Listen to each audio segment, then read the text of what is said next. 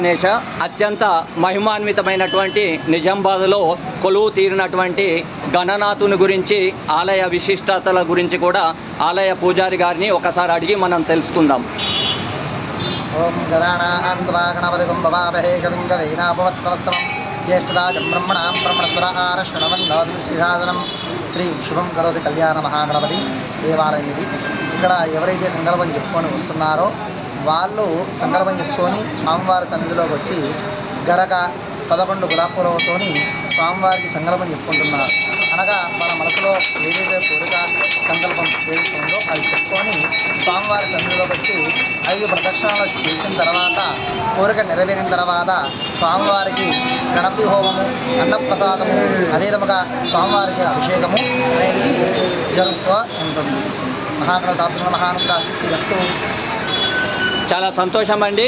కోరని చాలామంది కోరికలతోటి ఇబ్బంది పడుతూ ఉంటారండి. కోరిన కోరికలు నెరవేరేటటువంటి అత్యంత మహిమాన్వితమైనటువంటి ఈ గణనాథుని దేవాలయం అండి.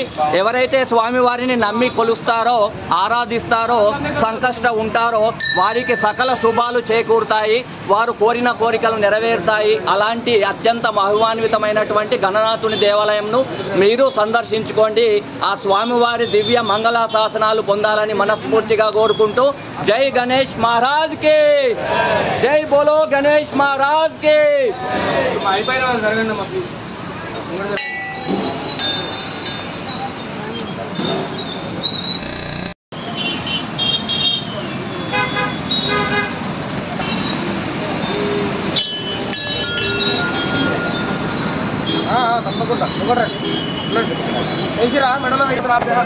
జై గణేశ.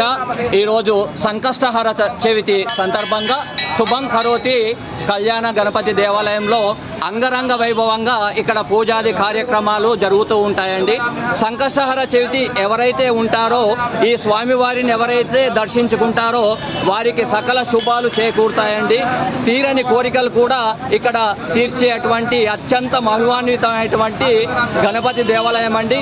మీరు కూడా సందర్శించుకొని ఆ స్వామివారి కృపకు పాత్రులు కాగలరని మా యూట్యూబ్ ఛానల్ ద్వారా తెలియజేస్తున్నాము. జై గణేష్ మహారాజ్ కి జై, బోలో గణేష్ మహారాజ్ కి.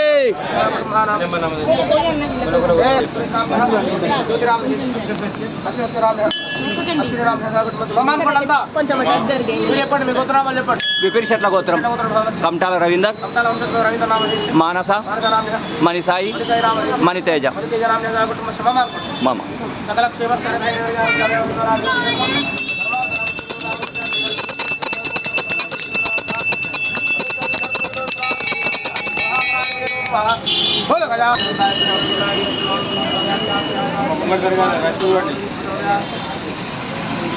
పెట్టేసి